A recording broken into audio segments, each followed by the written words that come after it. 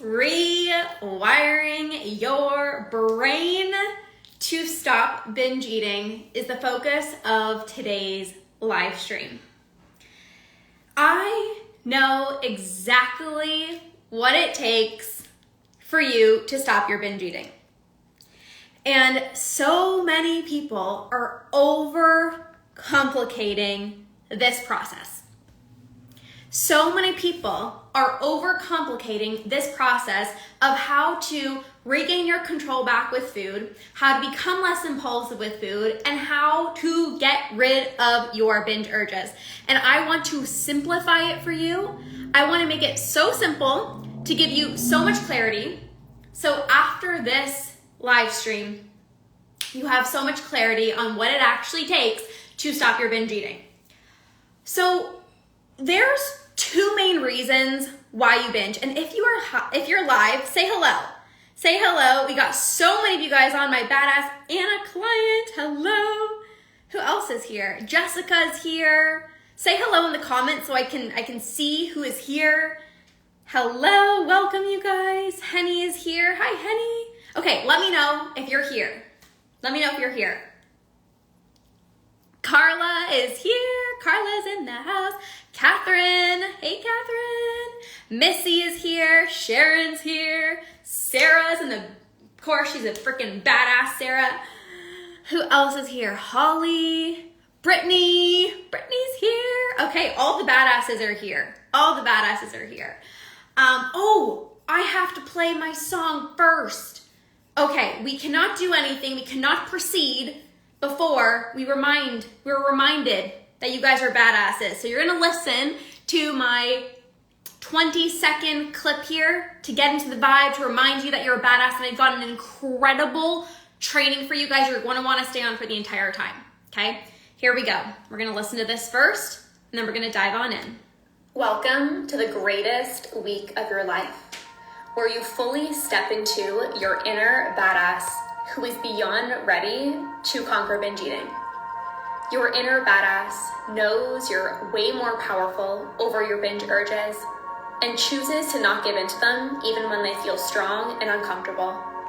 Your inner badass is confident with your food choices and no longer cares about what other people think about how much and what you're eating. Your inner badass stops overthinking every food choice and listens to her intuition and starts building up self-trust so she knows exactly how much to eat without dieting. Your inner badass believes in yourself and your ability to conquer binge eating. So you show up every single day for yourself and your relationship with food until you conquer. You're about to embark on the greatest journey of your life over the next 5 days and beyond. So get ready, badass. It's your time to conquer. I get so excited. Every single time I get so excited. I've listened to that so many times. Andrew's like, are you listening to it again? Yes, I am listening to it again. Because who doesn't love a good pump up to get you in the right state of mind? So, yeah, Sarah says the sound gets me going every single time. I'm so glad. I'm so glad. Okay, so we're going to get started here, and what I really want to talk about today is rewiring your brain to stop binge eating. So there's really two main reasons why you binge. And when I say you need to get to the root of your binge eating, I am not saying that you need to go back to your childhood and you need to uncover all this trauma. Like, many of you guys know that the reason why you binge is because you've spent years dieting. You've spent years fearing food. You've spent years restricting yourself from your favorite foods. You have spent just many, many, many years on certain diets. When was the first diet? How old were you when you first started dieting? For me, I was in grade 8. I think I was like 14 years old. That's a long time of having these crazy food rules, of telling yourself that you can't eat certain foods and you gotta fear these foods. Like, it's a long time of fearing food and having these crazy restrictions. And when you have been on diet after diet, restricting yourself from your favorite foods, you start to feel deprived. And when you start to feel deprived, you get these crazy, strong urges to binge. How many of you guys know those urges? You're like, I know them all too well. And they are strong, and they are demanding, and they are persistent. And so when you have this urge to binge and it feels so strong, you get to a point where it feels like I have to give in. Like I can't even think straight, right? Brittany says yes. Like I can't even think straight. I can't even have a conversation. I can't even focus on my work. It feels like I must give in. And so you have this strong urge to binge, and maybe you're telling yourself, don't do it. Don't give in. Come on, you can do it. And you're relying on willpower and motivation, but that never works. So then you end up giving in and you binge. And every single time that you continue giving into those urges, you are further ingraining this habit into your brain.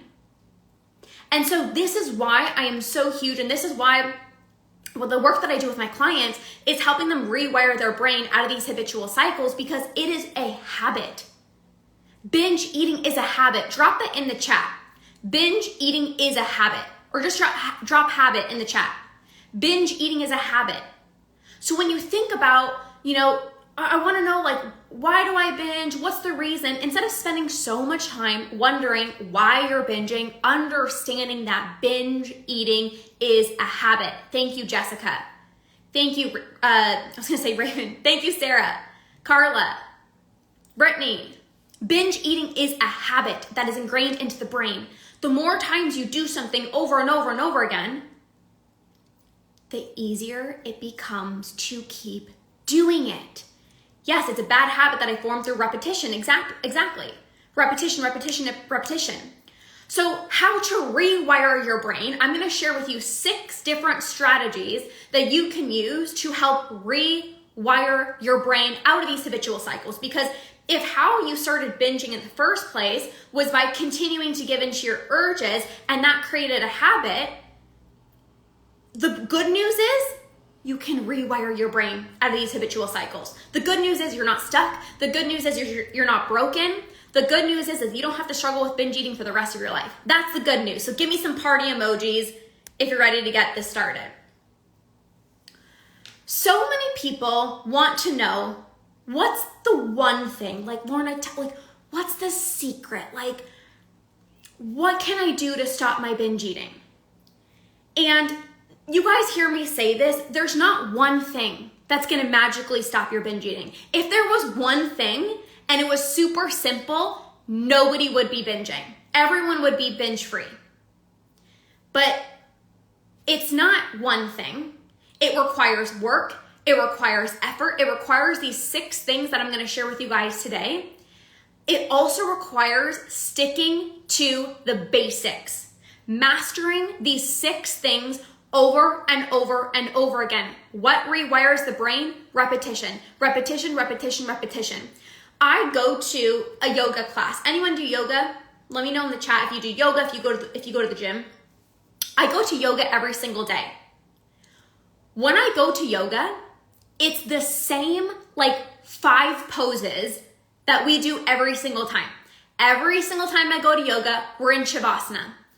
Every single time I go to yoga, we do downward dog. Every single time I go to yoga, it's cat and cow. It's child's pose. It is oh my God, Sarah, I used to be a yoga instructor too. Yes, love moving my body. It's Shavasana, it's child's pose, it's downward dog, it's warriors. It's the same thing. Why? Because they're efficient, because they work. You don't go to a yoga class and expect yourself to get better at downward dog by doing push-ups. You get better at downward dog by doing downward dog. And so when it comes to ending binge eating, if you want to stop your binge eating, you have to do the proper tools that I'm going to share with you today. There's going to be 6 tools I'm going to share with you today. You have to practice those specific tools over and over and over and over again if you want to stop your binge eating. Too many people are like jumping from, I'm going to try this. I'm going to try this one solution. And if it doesn't work in a week, I'm jumping onto this one. Oh, and if that doesn't work, I'm going to try to this solution. Oh, I'm going to try bringing trigger foods into the house for a week. And then you end up binging and you're like, no, that can't be it. There has to be like another solution over here. When if you just stuck to that one aspect, if you just allowed yourself to continue exposing yourself to the trigger food and mastering the basics of that, you would make peace with that trigger food. You would make peace with that trigger food. But instead it's like, oh, it's been a week and I'm still binging. So I'm gonna be like a bouncy ball and I'm gonna go from this thing to this thing and then this thing. Oh no, I'm still binging. So I'm gonna try this. Oh, there must be some magical solution. I'm gonna listen to this podcast and then, oh, well, that doesn't work. So I'm gonna go over here. You would be so much further along if you stopped bouncing around from this strategy to this strategy to this strategy and you stuck to the basics, the 6 things I'm going to share with you today. Again, you don't go to a yoga class and you're like, why are we doing downward dog again? You're doing downward dog again to get better at downward dog. You're doing the child's pose and the warrior and the shavasana because they work. Sorry, I'm yelling at you guys. I just get so fired up. Before this, I literally told Andrew, I'm like, I might be a little loud. I'm doing a live stream and I just get so fired up because I know what it takes. I know it works and I know exactly what you guys are doing that's keeping you stuck. Always bouncing around. Because you know what? The basics are boring. And I'm going to say that. The basics are boring. Sometimes I'm like, we have to do a freaking downward dog again. We have to do child's pose again. You go to the gym. People ask me, they're like, Lorna, your arms are so toned. What do you do? And I'm like, I do the basics. Bicep curls, squats, and push-ups. The basics. I don't do push-up, jumping jack, air squat, run over here, fly over here, leg lift over here. Like, you just do the basics. They're boring, but they're effective. So the 6 things that I'm going to share, I know I'm building this up, but you guys have to understand the foundations of where I'm coming from. If you just stuck to the basics and you did it over and over and over again, this is how you rewire your brain. Okay. So, hi, Katie. Okay. So repetition is what rewires your brain. I have my notes here. I want to make sure we're covering all bases. I have to be grounded to make a sustainable change, and bouncing around tires me out. Exactly.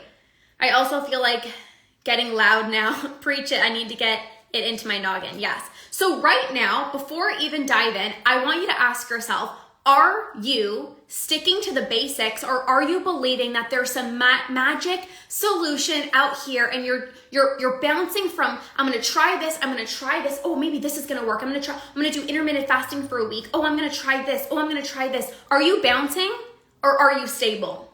Let me know. Are you a bouncer or are you stable? Drop it in the chat. Are you a bouncer or are you stable? Let me know in the chat. Don't judge yourself. Don't look to see who wrote first and you're going to copy them. What are you doing? Are you bouncing around or are you stable? Get honest with yourself. A huge thing that you can do for yourself to transform your relationship with food is to get radically honest with yourself. Bouncer. I feel like we can make a song out of this. Bouncer, bouncing. All right, a lot of you guys are bouncing around like a bouncy ball. And that's okay.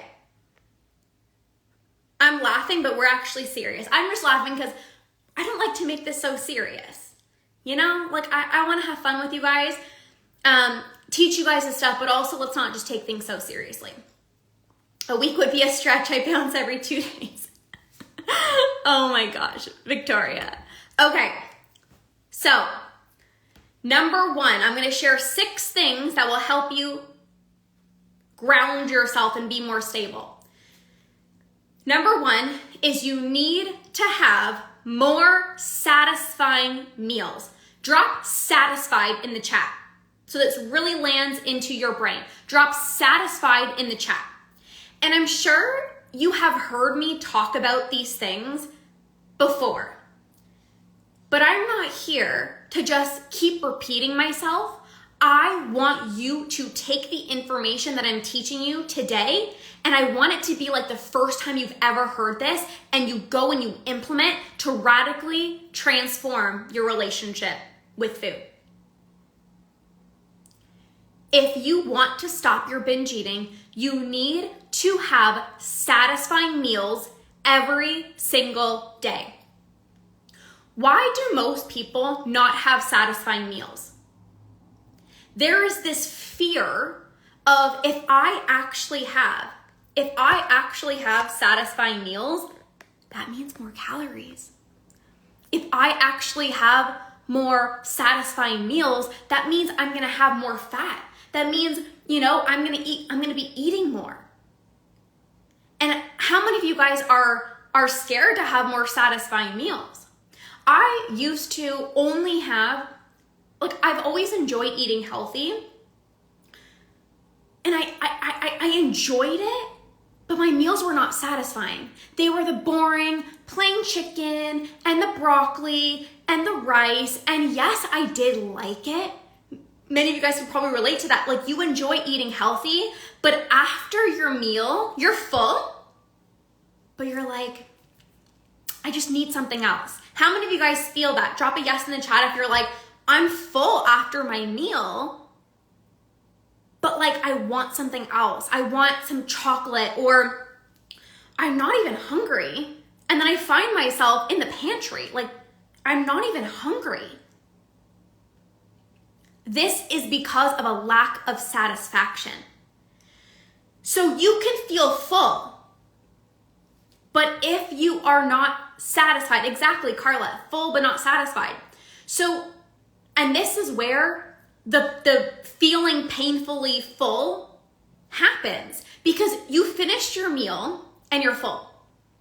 Because many of you, who here is a clean my plate person?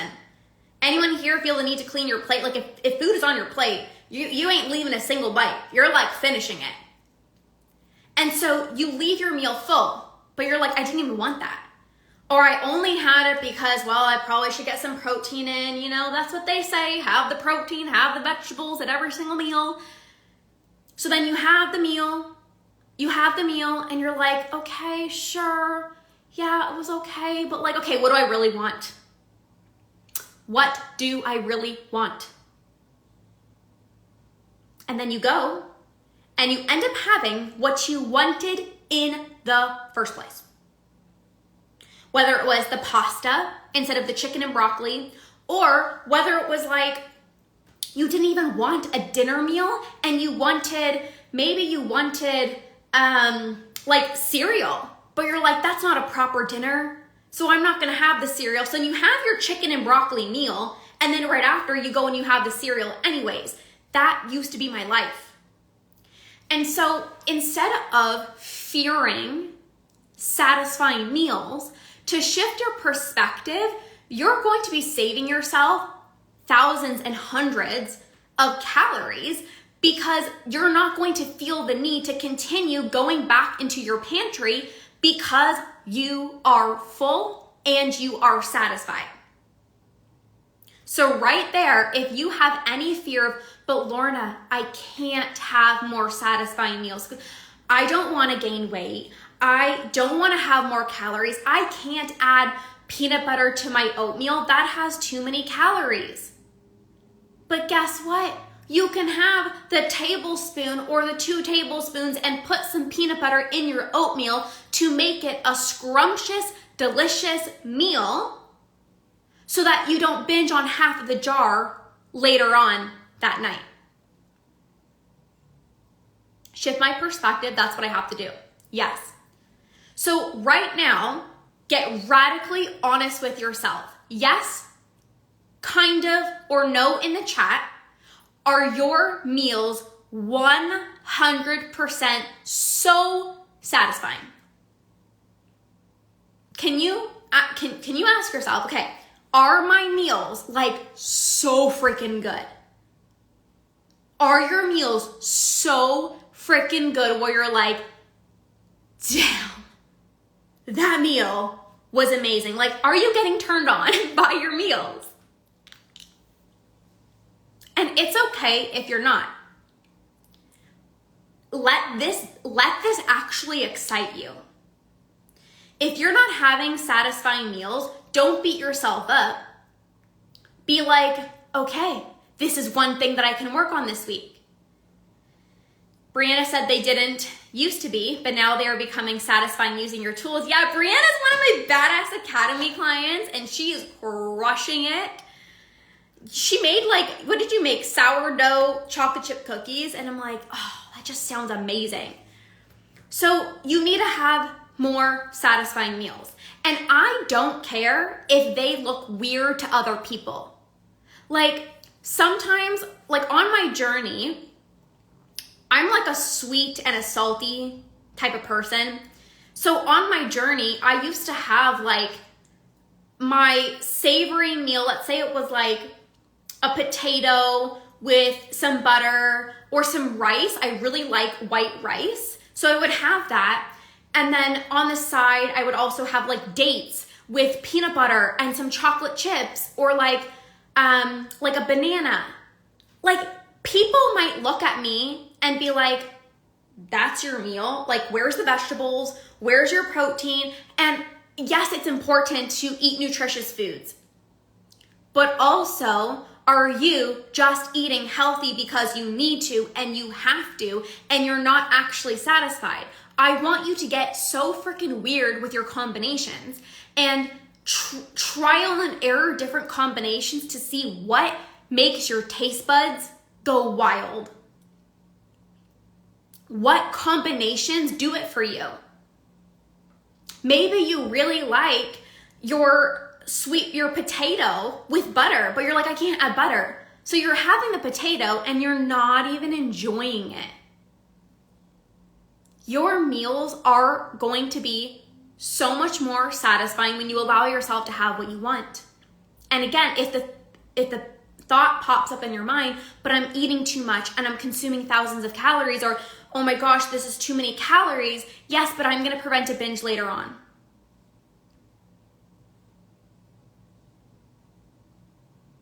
I am going to prevent a binge later on.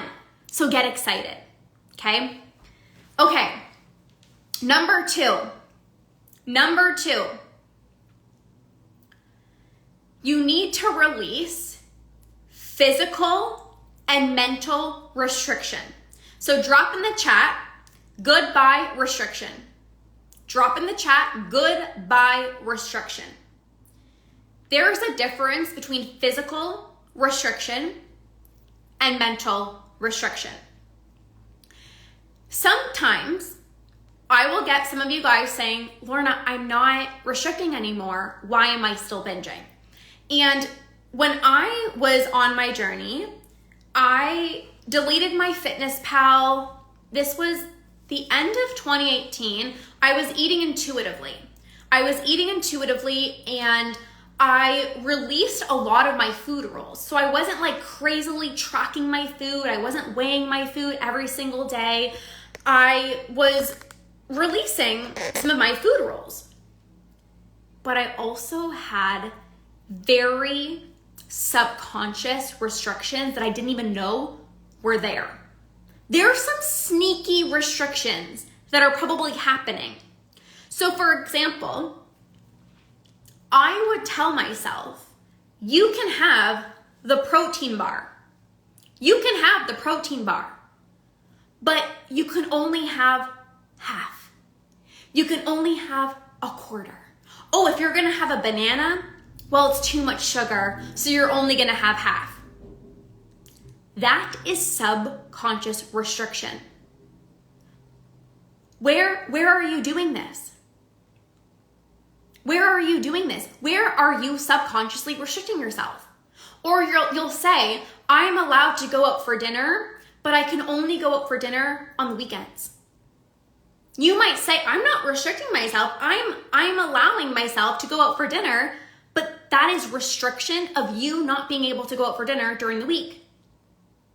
Maybe you are actually allowing yourself to have chocolate, but it's like, well, if I went out for dinner, then I can't have the chocolate. Well, if I had carbs for lunch, I can't have chocolate. Or I can only have one piece. That is still restriction. Now, that's more of the physical restriction, but there's also mental restriction. Mental restriction. So mental restriction, how many of you guys are judging yourself for what you're eating? How many of you are judging how much you're eating? This is mental restriction, guilt, shame, judgment. So you're allowing yourself to go out for dinner, but the whole time you're like, well, I could have just made a home-cooked meal. The entire time that you are, you've ordered pizza and you're eating the pizza and you're like, I'm not restricting myself. But you're like, okay, how many hours of cardio do I need to do? You shouldn't be eating this. You said you want to lose weight. Why are you still eating the pizza? What's wrong with you? Why couldn't you have chosen a healthier option? Do you really need this? Like, did you really need to order the pizza? That is mental restriction. The shame, the judgment. Why are you eating this? Do you really need it? Come on. You just went out for dinner 2 days ago. Or you said that you were going to get back on track today. Why are you eating the pizza again? You're having ice cream again? You want another spoon of peanut butter? That judgment voice needs to go. Number 2 was goodbye restriction. So whether you are physically restricting yourself or mentally restricting yourself, you've got to let it go. So let me know in the chat, are you physically still restricting yourself, maybe subconsciously, or is there mental restriction going on? Let me know in the chat, are you physically restricting yourself or mentally restricting yourself? Let me know in the chat. And maybe you're like, I'm doing both. Andrea said that's absolutely me. The guilt of eating peanut butter for me. Because people tell you, oh, peanut butter, oh, look at the calories. Oh my gosh, do you know the fat content in it? Or you should only have 1 tablespoon. For me, nut butter was a huge trigger food for me. I would eat until I was so physically sick. Like, so sick. Like, I would eat almost a full jar of nut butter. And that was because, how many of you guys have the 1 tablespoon rule? Well, I should only have 1 tablespoon. I share this a lot. 1 tablespoon doesn't even fit 1 slice of bread. My favorite snack used to be toast, peanut butter, banana. Oh, so good. But 1 tablespoon, I'm like, it doesn't even cover half of my bread. It's just not even realistic. And some of you guys are literally binging because you're not even being realistic with your portions. 1 tablespoon is not a lot. And some of you guys, that's a breakthrough in and of itself. You're like, oh, I can actually have more than 1 tablespoon? Yes. Because again, what's better? Actually having, these all tie in together, by the way. So you allow yourself, instead of weighing out 1 tablespoon, because for me, even if I did 1 tablespoon, I would like scoop it out and it was literally like overflowing my tablespoon. It wasn't even a tablespoon, it was like 5 tablespoons. And I'm like, but it's 1, even though there was like 5. And so it's like, it would be way better for you to put as much almond butter, peanut butter, cashew butter on your bread or on your oatmeal or just have it, then restrict yourself to 1 tablespoon and then just like eating straight from the jar and not even counting because you're like, well, I had more than 1 tablespoon. I'm just gonna eat the whole jar. Clarinda said, moving away from physical restriction, but it's still not gone, working on mental restriction for sure. Okay, well, celebrating you for moving away from the physical restriction. I know that could be challenging, and the mental restriction is challenging for sure, because the voices inside of our mind are so loud. Like, you shouldn't be doing that. You know, why are you eating so much? Like, the judgment voice, the guilt voice is very, very, very strong. Okay. Number 3, they all tie into each other. Number 3 is honoring your cravings. Number 3 is honoring your cravings. Drop cravings in the chat box. Drop cravings in the chat box. Hi, Carol.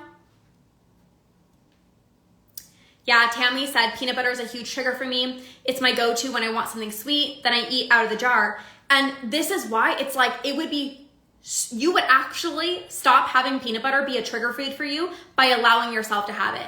But the shame, I can feel judgment of like, I shouldn't be eating it. And then it's like, because I'm doing something wrong, that's when the binges happen. Okay, number 3 is honoring your cravings. Cravings are not the scary monster. Cravings are nothing to fear. Diet culture says cravings are the worst thing. You better drink some water. You better drink some green tea. Oh, if you're gonna want a cookie, well, just try having some fruit, or just drink a lot of water, or make yourself a green tea. I remember just chatting with people, and people would tell me like, oh yeah, in the evenings I'll have like a green tea so that I don't snack. And I'm like, but like, having cravings is not wrong. I am 4 years binge free. I still get cravings. Cravings are not wrong, and they're not the same as urges, and I'll explain the difference. Cravings are not urges. Cravings are when you're wanting something specific. Your body, if you guys listen to yesterday's podcast episode that I dropped as part of the 5-day masterclass about listening to your intuition, your body holds the truth, meaning your body is always going to send you signals. Your body is going to say, hey, you are craving chocolate, and there's a reason behind it. Hey, you are craving even a big bowl of salad because you're not giving your body the nutrients that it needs. Cravings don't always have to be chocolate and cake and cookies. You can have cravings for fruit. It's really hot out where I live, and right now I'm in a season of craving all the fruit, like yogurt and berries and like oats and just like fruit, like fresh stuff. I'm not really in this, like, I'm not excited to have like chicken breast because it's so hot outside. I'm like, oh, just like some fruit, you know? Even this morning I made myself a delicious smoothie and it was so refreshing. So cravings are when you're wanting something specific. How many of you guys honor your cravings? Do you honor them or do you fear them? Do you honor your cravings or do you fear them? Yes, Brianna said, finding that giving into my cravings is releasing the power that they have over me, and I end up eating less when I give into my craving. Yes, 100%. Because, okay, Heather, freaking badass over here. Yeah, and that's also really common too. It's like, I honor the craving, but then sometimes I overdo it or honor it, and the next thing you know, I'm spiraling into a binge, right? Yeah, Brianna has some badass advice. She's in the academy. She's been learning so much. Thank you, Brianna, for sharing your wisdom here. Yes, if I put food on a pedestal, I'll fail every time. Yes. So the best part, and the reason why honoring your cravings is so powerful is because you do take it off of a pedestal. So if you craved peanut butter and you allowed yourself to have the peanut butter, your body is like, I'm just gonna normalize this. It's actually nothing to fear. It's not a special food. It's like, I could have it today, I can have it tomorrow, I can have it the next day. It's nothing to fear. So I am not going to turn this craving into a big, scary urge that is more intense, where you don't even have a choice but to give in, because I honored the craving. When you don't honor your cravings, they intensify. When you don't honor your cravings, they intensify. They become stronger and stronger and stronger to the point where you can't just not give in.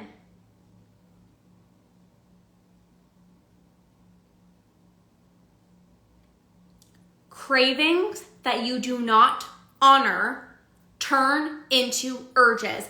And it's a stress response where your body's like, I need to give in right away.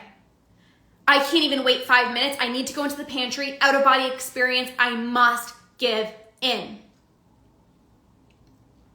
So again, is it scary to honor your craving when you've been told for so long that it's wrong or that it's bad, to then all of a sudden binge?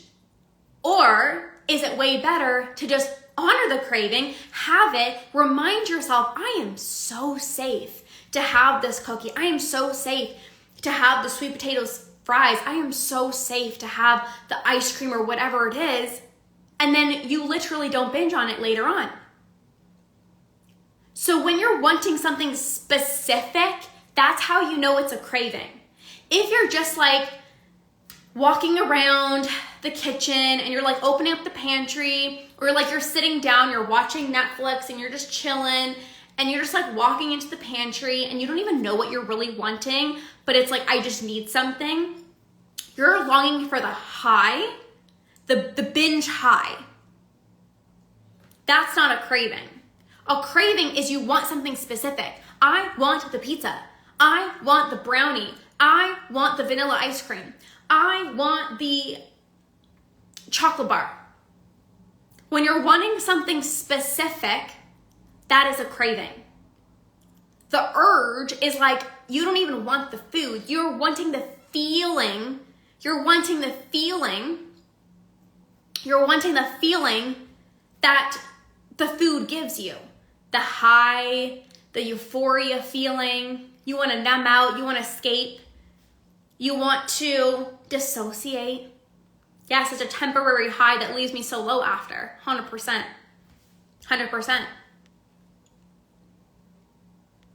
So Tammy said, when I crave something sweet like chocolate or a cookie, I can never just have one. How do you honor it without immediately getting out of control? So there's a combination of different things. Number one, if you're judging yourself for having something sweet, that will propel a binge because, oh, I messed up. I shouldn't be eating this. The shame and the guilt blocks yourself from experiencing pleasure. And so your body doesn't connect or register satisfaction. So then you just keep on going. Number two, if you haven't got rid of your urges, then that's when you're going to spiral out of control. So you can honor your craving, but if the urges are still there, we're going to get into that next. If there's still urges, that's what causes you to spiral out of control. This is why most people can't have 1 or 2 cookies without moving on. Why is it that some people can have a cookie and move on and some people can't? Is because the people that can don't have urges. And we'll talk about that next. Okay. So helpful, explaining the difference, amazing. Okay. Clarinda said, used to never allow myself to have a little dessert in the afternoon because I was afraid of also wanting dessert after dinner, but then wasted mental space and energy thinking about dessert all afternoon. Yes. Exactly. And it's like, you know, I always tell my clients and I say, what's worse for you is the stress and the food obsession and the constant thoughts. If you're spending time going back and forth, should I eat it? Should I not? Oh my God, what are the calories? That is actually way worse for you than just having the cookie. You know, I care a lot about my health. And on my journey, I was so scared to honor my cravings. I want to live a long life. I want to be strong. I want to live a long, happy, fulfilling, joyful, filled life. But I recognize me being so scared to have a cookie is not healthy. There's nothing healthy about that. So something to think about as well. Okay, number 4. Number 4 is to not give into your urges. Drop urges in the chat. So now you understand, am I experiencing a craving or am I experiencing an urge, right? They're different. Craving, I want something specific. An urge is like this out-of-body experience.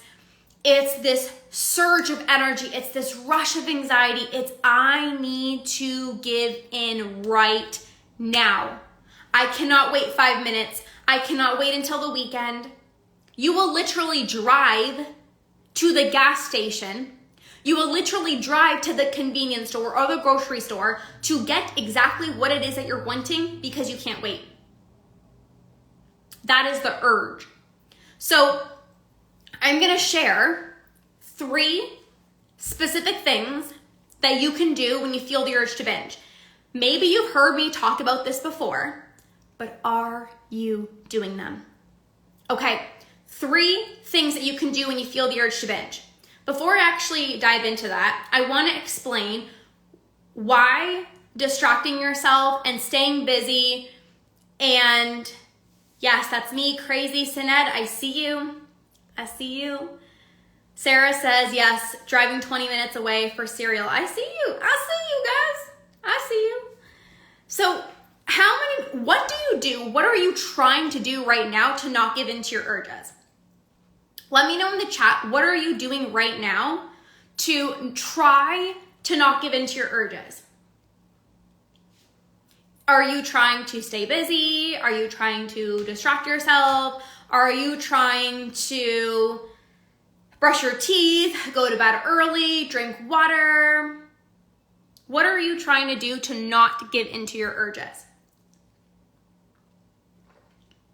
Let me know in the chat.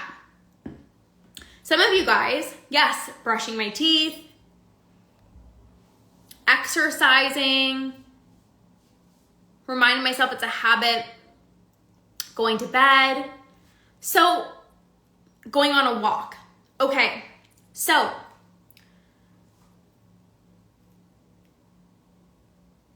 when you are trying all of these things, going to bed early, drinking water, eating more protein, going to bed early, brushing your teeth, that literally is a quick fix solution. Drop quick fix in the chat. Drop quick fix. Drink water or eat something healthy like vegetables or fruit, still a quick fix. Because that doesn't get rid of your urges. If I had an urge to binge right now and I just started drinking all this water, are my urges magically gonna go away for the rest of my life? No. If I drink all this water, sure, I might be really full. Like my stomach might feel expanded and I might not want to eat the chocolate. But how about tomorrow? How about next week? If you have struggled with binge eating for 10 years, 5 years, 20 years, 30 years, 40 years, and you just drink some water, is that gonna stop your binge eating? When you think about it like that, it's like, oh, wait. Like, I have these negative thoughts. I am feeling controlled by food. So again, just like Becky said, the water might fill you up, but it doesn't get rid of your urges. It is a Band-Aid quick fix solution. Going to bed. When you feel the urge to binge and you go to bed, can you sleep? I used to go to bed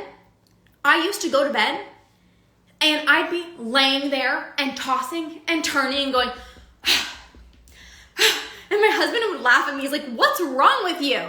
And I would just be so irritable because I so badly just wanted to eat and I wasn't allowing myself to eat. And I was tossing and I was turning and I was so irritable. So again, going to bed early doesn't get rid of your urges. It's just like, fingers crossed, I hope that I can sleep and like, hopefully I don't binge. But then how about the next day? I guarantee the urge is actually stronger. Even if I did fall asleep, I would wake up 2 hours later, miserable and anxious, exactly. And the urge, just like the craving, the urge builds. And then you end up binging anyways. And it's like, it would have been so much better if you just allowed yourself to have the snack, but where does your mind go? Your mind's like, oh, it's dinner, no eating after 7 o'clock. So then you dismiss your craving, now you have an urge, and now you're trying to go to bed early, and you've just drank a full water bottle, and now you're peeing all night, and you're going to bed, and you still have the urge, and you can't even sleep because you're thinking about food, and now you're gonna have even stronger cravings the next day because sleep impacts your hunger hormones. Do you see how it's all related? Yeah, going to bed hungry is the worst. Yeah. So it's like your craving intensified into an urge, and now you drank all this water, and now you're starving going to bed, and you're just thinking about food, and then you wake up the next morning and you're irritable, anxious, lack of sleep, craving all these sugary foods because you didn't even sleep. That's a lot. So none of those things get rid of your urges.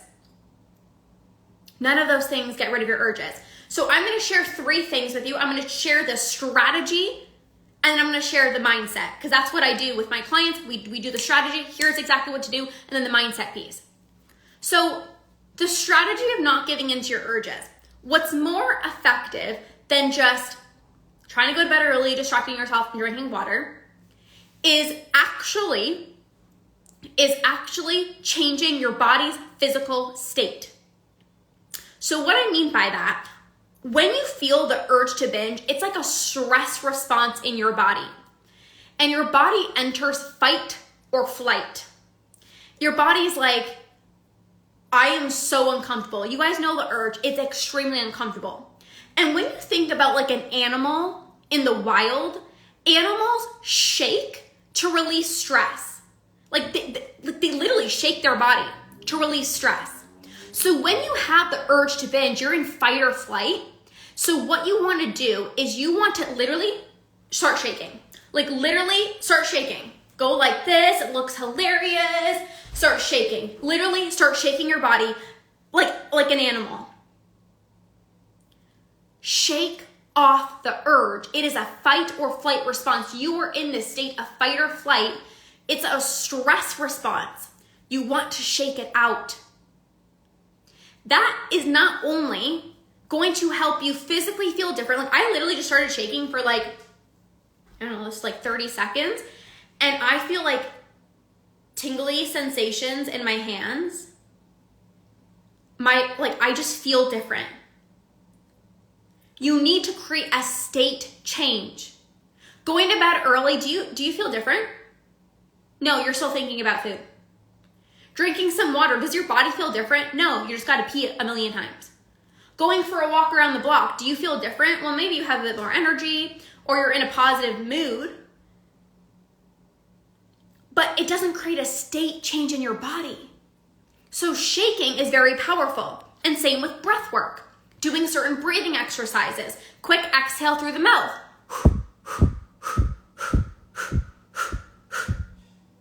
You do that, you feel different.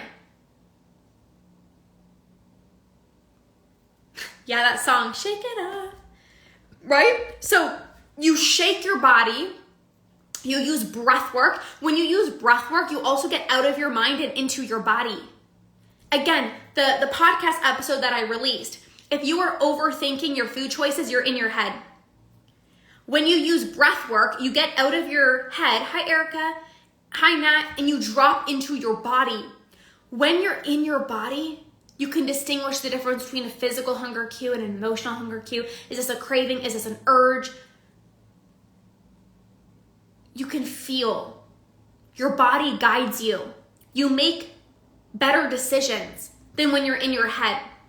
So if you do a few rounds of breath work, when you feel the urge to binge, that will be so much more powerful than just drink some water. You're creating a state change in your body. You're gonna physically feel different. You're gonna think differently. Okay, the last one is cold exposure. So this is still the 4th aspect of not giving into your urges. So you can either do breath work, you can shake and move your body, Or you can do cold exposure, whether this is hopping in a cold tub, taking a cold shower, splashing cold water on your face. Again, it's a shock to your nervous system. I hate the cold. I'm a hot person. I need the sunshine. Like, I need warmth. I'm cold all the time. And if you've ever gone into like a cold pool, or last year when I was on my honeymoon with Andrew, even though we got married way before that, doesn't really matter. In Greece, we're in the pool and it was like so cold. But you feel alert afterwards. You feel alive. It creates a state change. So that is more effective than don't do it. Don't do it. Don't binge. Don't binge. Don't do it. Don't do it. That doesn't do anything. Telling yourself to not binge literally does nothing for your body's physical state. Is this making sense? Drop a yes in the chat if this makes sense. So that's the strategy piece. You can do breath work. You can do movement. You can take a cold shower. Of course, I have like 10 strategies, but I'm just going to share those for the context of this live. Depending on what program of mine you have the other tools, but let's just use these 3 for now. Yes, yes, yes, yes, yes. Okay, that's the strategy. I want to talk to you about the mindset piece. Because even when you know what to do, shocking, your body is not going to want to do it. How many of you guys know what to do? And you're like, I know all the things. Just can't do it. I can't do it. I want to give in. The urge is so strong. I know what to do. I literally couldn't prevent myself from giving in, and I don't want to. This happened to me in my journey. I know what to do. I just don't do it. I know it. I just don't do it.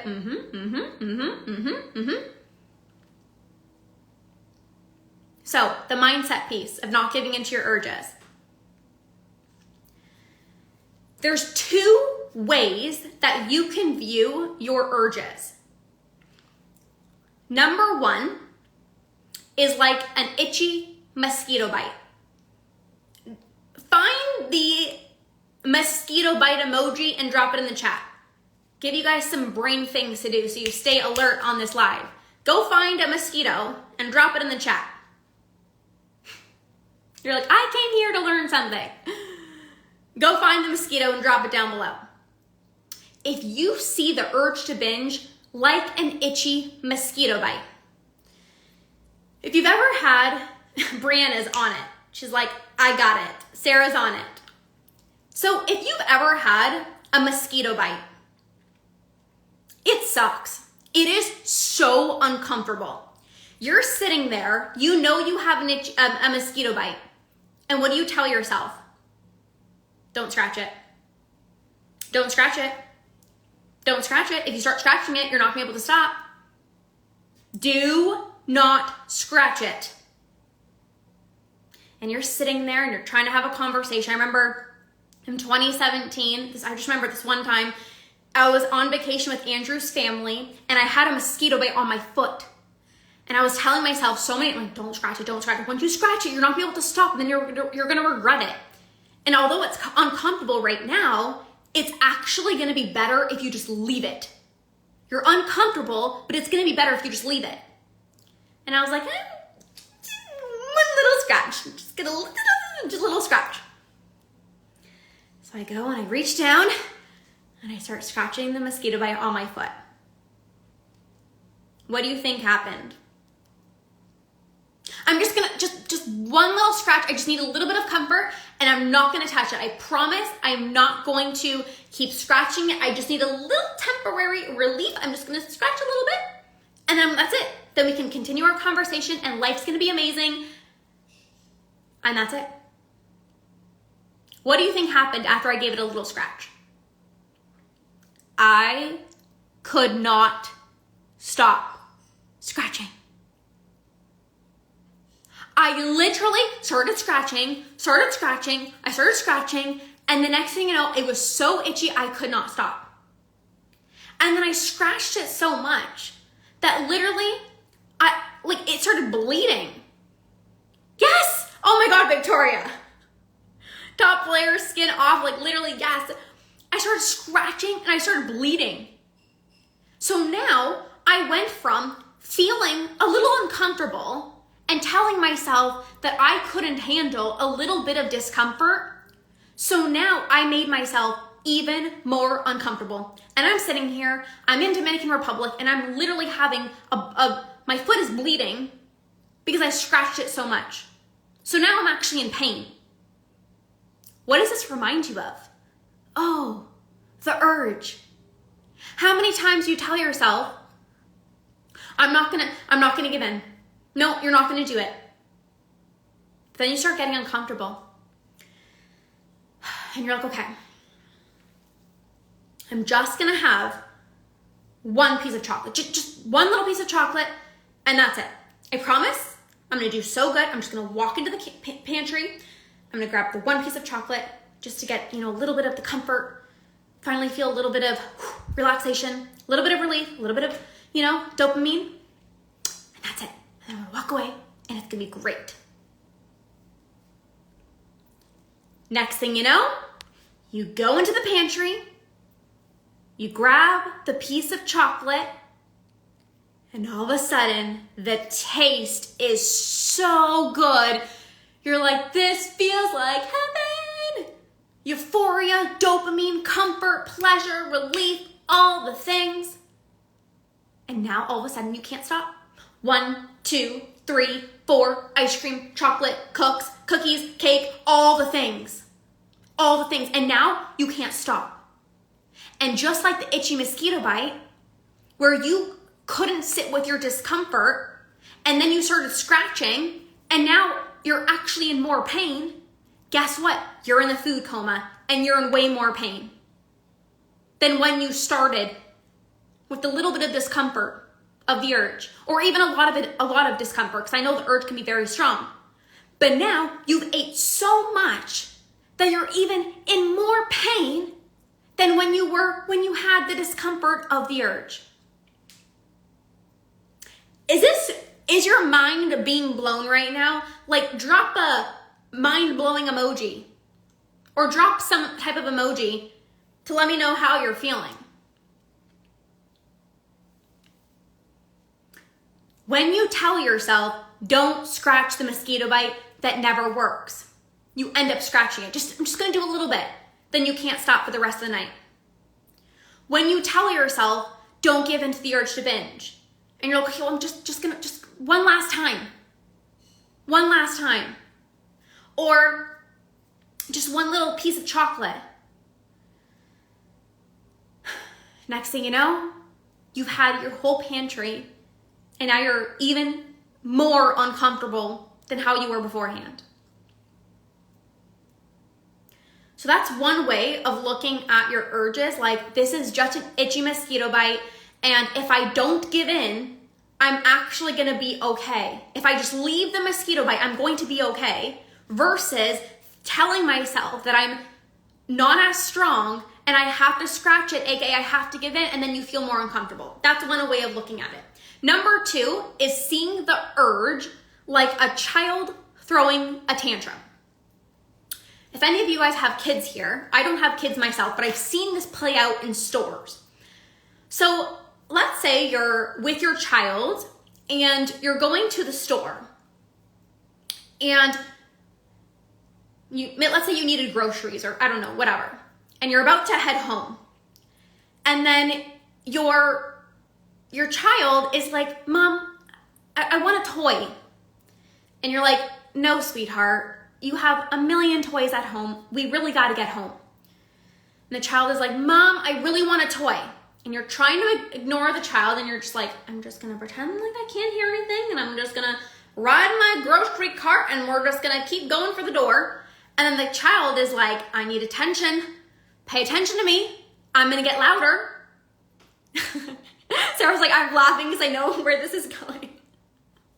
So the child is like, I need attention. So I am going to speak even louder. Mom, I need the toy. And the mom is like, I'm so embarrassed right now. Like, son, daughter, be quiet. Like you're embarrassing me right now.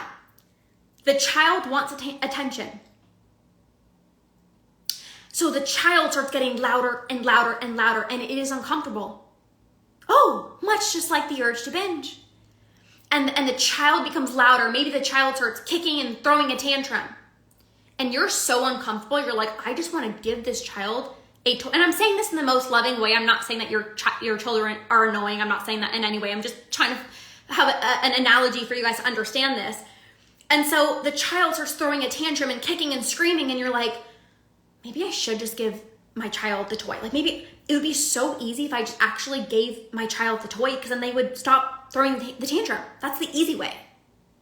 So there's two options. You can either say, number one, I'm just gonna give the child the toy so they stop throwing the tantrum. But you know what that does? That trains the kid's mind or the child's mind to say, I found a way to get my toy. All I need to do is throw a tantrum and mom buys me a toy. So the next time I go to the grocery store, the next time I go to the store, I'm just gonna kick and punch and scream and dun, dun, dun, dun, dun, and I am going to get what I want. Ha ha, I found a way, gotcha. AKA, if you feel the discomfort of the urge to binge and you're like, I can't handle this, it is so annoying, it is so uncomfortable, I'm just gonna give in, guess what? Your brain says, oh, well, I found a way to make this urge quiet down a little bit, so I just gotta give in. And that is when you've trained your brain to say the only way that I can experience comfort, relief, and pleasure is if I give in to this urge to binge. That's one way. Now, the second way is the child throws the tantrum, and guess what happens if you don't buy the kid the toy? The child will scream and cry and kick and punch and do its thing all the way. Hey, Jessie, one of my badass academy clients. The child will literally be in the car. You're in the car and you're still throwing a tantrum. You're still throwing a tantrum. But you get home and guess what? The kid had its tantrum, and then the kid gets home. Hi, my hero. I love you, Jessie. So the kid gets home, and the kid's like, oh, I forgot. I have a million stuffed animals at home. I'm fine now. You're like, literally? You were just throwing a tantrum for 20 minutes in front of everyone, and now you're fine? You forgot about it? The kid literally stops throwing the tantrum. The kid doesn't keep throwing a tantrum for 30 hours, like maybe a few hours. Again, I don't have children, but it doesn't last for days and days and days and days. Eventually they stop throwing the tantrum. AKA, when you feel the urge to binge and you don't give in, does the urge stay there for 10 years? No, unless you keep giving in. You don't give in to the urge to binge, eventually the urge is gonna stop throwing its tantrum. And then, exactly, Brittany says, and then they're less likely that they will try next time. Exactly. So now your kid knows, okay, I'm not gonna probably throw a tantrum because mom didn't give me the toy. And I also realize that I'm satisfied with the toys that I have at home, right? Just an example. Is this making sense? So whether you see the urge to binge, like the itchy mosquito bite example, or the child throwing a tantrum, you are going to be okay. Carla's like, I love this analogy, mind still being blown. And I'm not even done this training. We've just done more than an hour. Holy guacamole. I can talk about this all day long. So you're going to be okay. I am going to be okay. Drop that in the chat. I am going to be okay. I am going to be okay. I am going to be okay. Just like your child is going to be okay if you don't buy them the stuffed animal at the toy or the stuffed animal at the store, your child is going to be okay. You are going to be okay. Whether you have the itchy mosquito bite and you don't scratch it, you're gonna be okay. Whether you have an urge to binge and you don't give in, you're gonna be okay. So Laura, you just missed, I shared 3 different ways of how you cannot give in to your urges, so you'll have to watch the replay, okay? I got you, Laura. Okay. One more thing that I wanna say before I move on to the next piece. You're gonna feel uncomfortable. Either way, if you don't give in to the urge to binge, it's gonna feel uncomfortable. But what's gonna be even more uncomfortable is when you do give in. So this is where you gotta say, choose your discomfort. Would you rather have short-term discomfort of feeling the urge to binge, followed by long-term comfort for the rest of your life, experiencing joy and freedom and going on vacation, never having to worry about an urge popping up ever again? Or would you rather say, no, I can't handle it, I'm so uncomfortable, I'm just gonna give in to the urge. And then you give in, temporary relief, followed by long-term discomfort, feeling shame, feeling disgust. Now you're dealing with depression. Now you're dealing with loneliness because you're not leaving the house. Now you're living with health issues. What's worse? You are so safe. You are so safe to feel a little bit of discomfort. And I say a little bit, it's really uncomfortable. And I'm not even just gonna sugarcoat that. It is really uncomfortable when you have the urge. But when you think about, like when I used to have urges, I told myself, if I don't give into this one urge, the next urge is gonna be less intense. And if I don't give into that urge, then the next urge is gonna be less intense. And now, because I put in the work to lean into the discomfort and utilize the tools that I just shared, I don't have to worry about trying to not give into my binge urges. I've gotten rid of them. But the way that you get rid of them is by practicing not giving in. What did I say at the beginning of this training? Repetition is key. Repetition is key. Repetition is key. Not just once, not just twice, not just 3 times. Over and over and over and over and over and over and over again. Senja said, I noticed that my binge brain tries to tell me I need to fix all my emotional issues until I don't need it anymore. But maybe it's about to resist my brain. So my brain learns it doesn't need food to handle our emotions or stress. So, but here's the thing. I've had so many clients that have gone through stressful times. They have gone through a lot of things in their life. But because they've gotten rid of their urges, they can still be going through a stressful time, but they don't binge. So don't use that as like, the reason I can't stop my binge eating is because I still have this stress or I gotta fix all these emotional issues.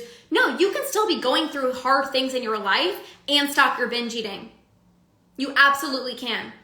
Because if you believe, oh no, I gotta fix all of this before I heal, we're gonna be waiting until the rest of our lives to heal because there's always gonna be things. There's always gonna be stressors. To this day, I actually don't get really stressed out, but of course shit happens in my life. I'm not perfect.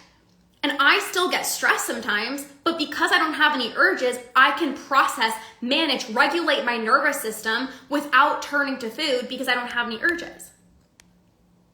Okay, is this making sense? Let me know in the chat if you're loving this. Give me some heart emojis, drop a loving it, drop something in the chat. So it's the short-term discomfort followed by the long-term happiness. You are here to live your binge-free life. You are not here to just have less urges. You are here to sustainably end your binge eating for good. Yes, Brianna said, I thought I should wait until after my pregnancy. I'm so happy I started and I'm ready healing. So I'll be ready when my baby comes. Exactly. Brianna messaged me and she's pregnant right now. She's about to pop a baby out in like 8 weeks. And she could have waited 8 weeks. She's inside of the academy. She could have waited 8 weeks and been like, oh no, it's not a good time. She is making incredible progress, and we just started working together. I think it's been not even 2 weeks, and she's already come so far. So again, where are you like, oh, I'm gonna wait?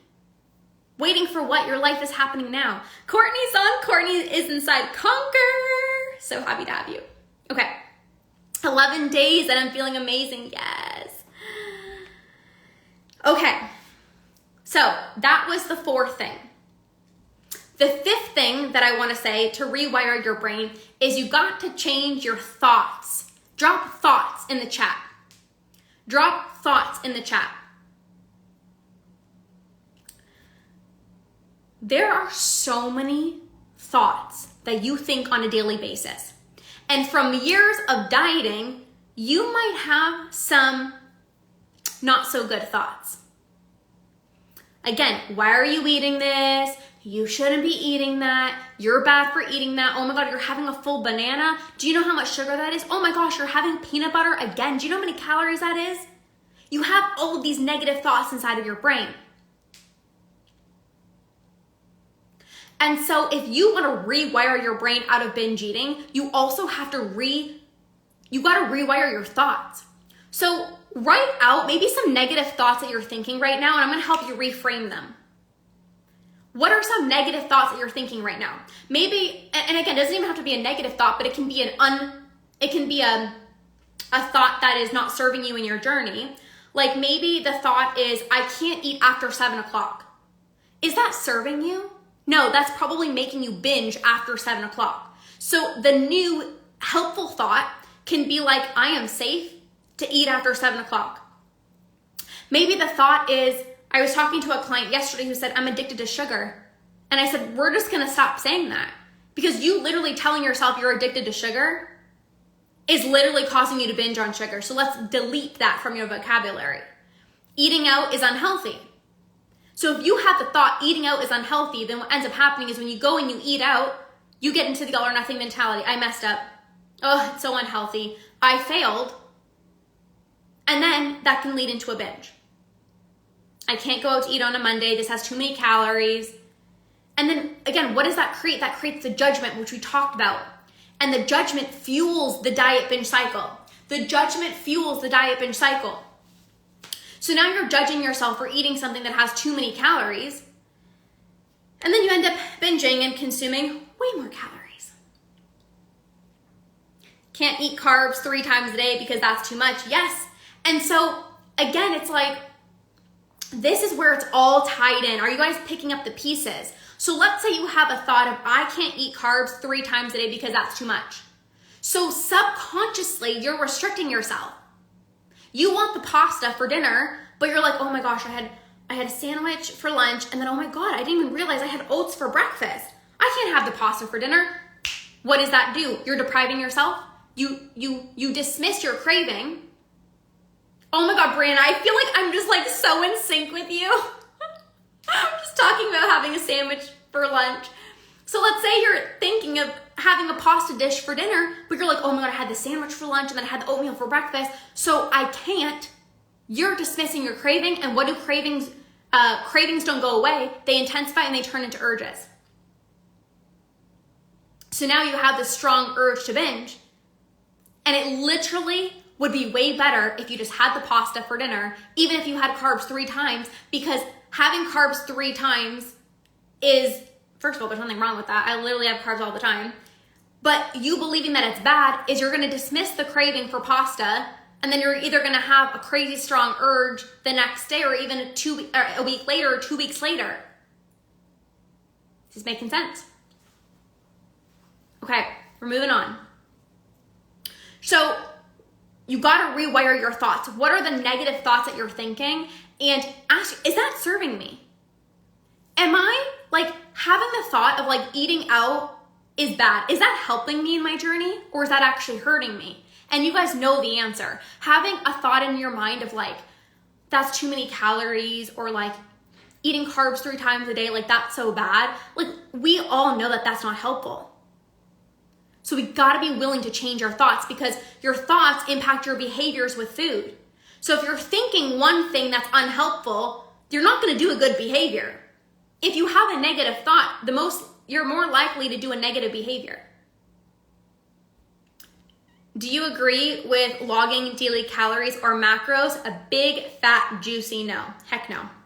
That actually is going to create you to think about food so much more, and it's going to cause you to have way more urges to binge. So no. I eat intuitively. I haven't tracked my food in over 4 years. I have not had a single urge to binge in 4 years, and I'm the healthiest, happiest version of myself, and I'm living proof that you don't have to be tracking your food. Yes, being obsessed with calorie counting, exactly, it just fuels the obsession. And if I were to take a guess, it's like you want to, okay, so I'm actually Italian. I don't know if you knew that, Julia, but I'm actually Italian. And I eat pasta all the time. And pasta's not bad for you. How can I lose weight if I'm not tracking? So this is the whole conversation. This is a different conversation, but you got to get rid of your urges. You got to heal your relationship with food.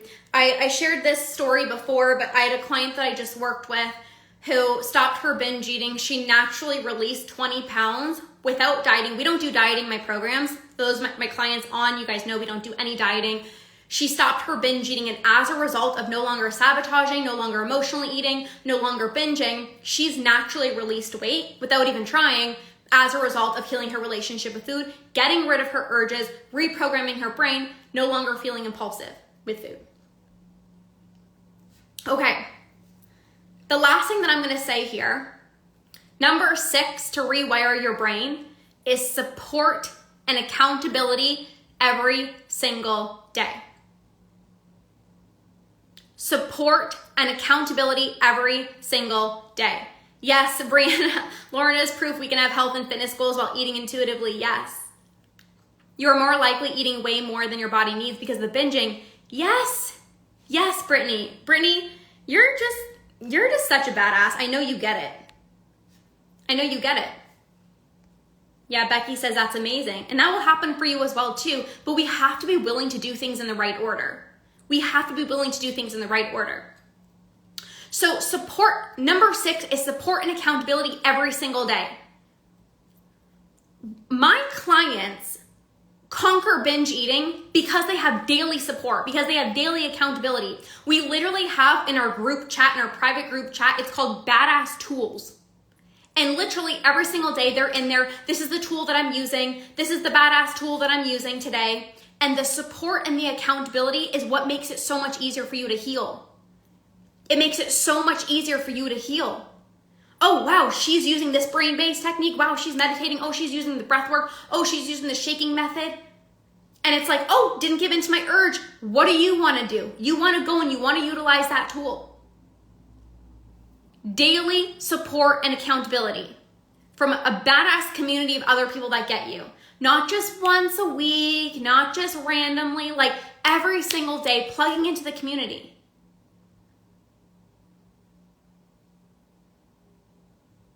Becky, what do you mean? What I mean by having accountability is, hey guys, like I meditated today. Hey guys, I practiced not giving into my urges. Hey guys, I'm so proud of myself. I was able to go out for dinner and I ordered exactly what I wanted without guilt. You get to celebrate your wins. You get to share, hey guys, 3 days binge free. Hey guys, I was able to eat without feeling guilty. Having that community is so important. And it's going to be so much easier for you to change your thoughts, again, when you're surrounded by other people that get you and who are also healing their relationship with food. So repetition is what rewires your brain. Repetition is key. I want you guys to drop that in the chat. Repetition is key. Repetition is key. Repetition is key. Repetition is key. So out of all these 6 things that I shared, having more satisfying meals, releasing physical and mental restriction, honoring your cravings, not giving into your urges, changing your thoughts, having the daily accountability and support is what's going to rewire your brain. Becky said, what's the difference between not giving into an urge and giving yourself what you're craving? Rewatch this training because I talked about that at the beginning. So repetition is key. If you don't give into your urge once, Celebrate yourself, throw yourself a dance party, celebrate. But that's not gonna rewire your brain. Repetition is key. You doing it once, you're a freaking badass. But a badass doesn't do it once. A badass does it over and over and over again. A badass doesn't say, I'm gonna have satisfying meals, but when I get scared, I'm gonna revert back to the lowest calorie option. A badass does it over and over and over and over again. A badass doesn't just say, I'm going to honor my craving once, but then it actually spiraled into a binge, so I'm not gonna do that again. Repetition rewires your brain, especially if you wanna do things sustainably, which that's the only thing I do in my world. If you're here for a quick fix, I'm not the coach for you. And I'm gonna be so honest with that, because I'm not interested in helping you have less urges and then revert back to old habits. Like, I'm here to help you sustainably end your binge eating for good. And so if you want to sustainably end your binge eating for good, you can't just do something once. You can't just not give into your urge once. And again, this is where the community, the support, the accountability comes in. Doing it consistently over and over and over again. Sustainability is the only way to beat this, 1,000%. You know, I have so many people that come to me and they're like, you know, I've had like a binge-free month, but then I reverted back to old habits. And I said, well, what did you do to have that binge-free month? And they're like, well, I was trying to keep trigger foods out of the house. And I'm like, that's exactly why. Don't shout. Well, I'm very passionate about what I do, so I'm going to shout. Yes, all the badasses know that I'm just very passionate. Okay, bye. Okay, block. Okay. I literally told my husband before I got in this live, I'm like, I'm literally gonna be shouting, just so you know. He's like, do your thing. I know you're passionate about this, so I just get very heated. I promise I'm not yelling at you guys. I love you guys. What was I saying? Rewiring your brain. Bring on the shouting. Oh, you guys are the best. You guys are the best.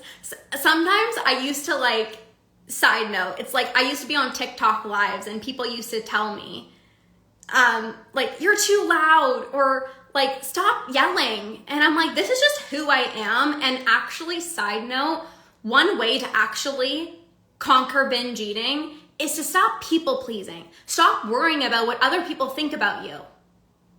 Be yourself. It actually doesn't matter. Side note, anyways. If you don't show, you won't get it. You guys are literally just the best. Like, you guys are my people. Like, I just know you guys get it.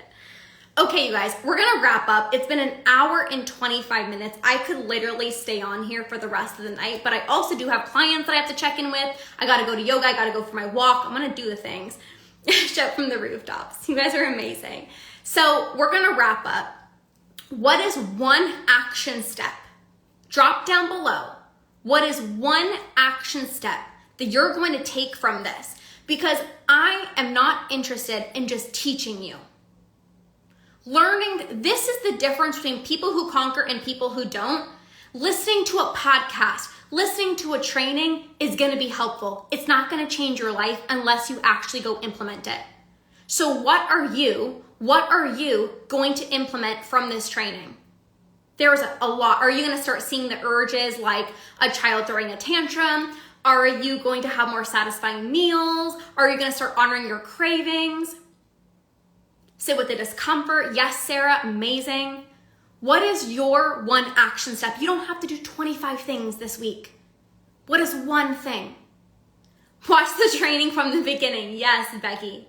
Yes, so good. What is your action step? Drop it down below. I'm going to be doing a giveaway. One person's going to win a private call with me, which is incredible because I usually don't take on a lot of one-on-one clients. Make a list of the tools of how to dissipate my urges and hang it on my pantry. So good, Missy. See the urge like a child throwing a tantrum? Yes.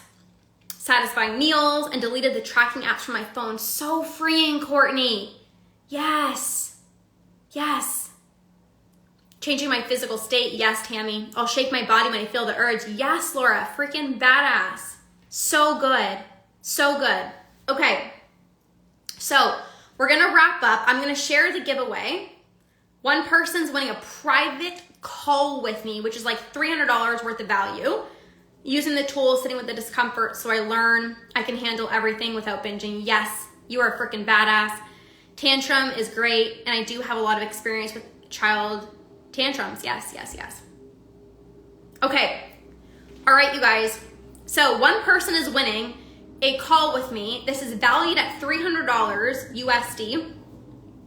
And the winner was somebody that posted in the Facebook group their experience being in the masterclass so far. And this person is on right now. I'm getting so excited. Okay. So drum roll, please. Drop the drum roll emoji, or drop an emoji if you're pumped to hear this. This person is on live with me. This is so exciting. Okay, drop an emoji, and I'm gonna share this person's gonna win a private call with me. We're gonna give you a custom game plan. It's gonna be fire, it's gonna be amazing. Drum roll, drum roll. Okay, here we go. 5, 4, 3, 2, 1. The winner is Brittany Rose. Brittany is on. Let's all congratulate Brittany. She posted in our private Facebook group her experience inside of the 5-day masterclass. So Brittany, congratulations. You've just won a private call with me. I am so excited. I can already tell you're just like such a badass. So this is gonna be amazing. I will message you after this. And we get to create a custom game plan just for you, whether you want to work through your urges, you want to work through emotional eating, nighttime eating, whatever it is. Yes, you're on. I'm so excited. Yay, Brittany. Okay, this is so amazing. This is so amazing. Okay, you guys, you can still enter the giveaway. I'm going to choose one more person tomorrow. So most of you guys are in the 5-day masterclass. Just post your experience of being in the masterclass with me so far. It could just be whatever it is, like genuinely from your heart, whatever experience you have with being in a masterclass with me. And then tomorrow I will choose one more winner. Tomorrow is day 5. It's in the Facebook group. Okay, so it's in the Facebook group. I'm going live tomorrow at 1 o'clock Eastern Standard Time. So that will be day 5. Be sure you're on for tomorrow because we've got so much more to cover. We've got so much more to cover. Your life is gonna change, Britt. Yes, so excited. Okay, you guys. Thank you for being here. Have a fabulous rest of your day. I will see you guys tomorrow inside of the Facebook group at 1 o'clock Eastern Standard Time for day 5 together. We'll see you guys soon. Have the best rest of your day, and we'll see you guys soon. Okay.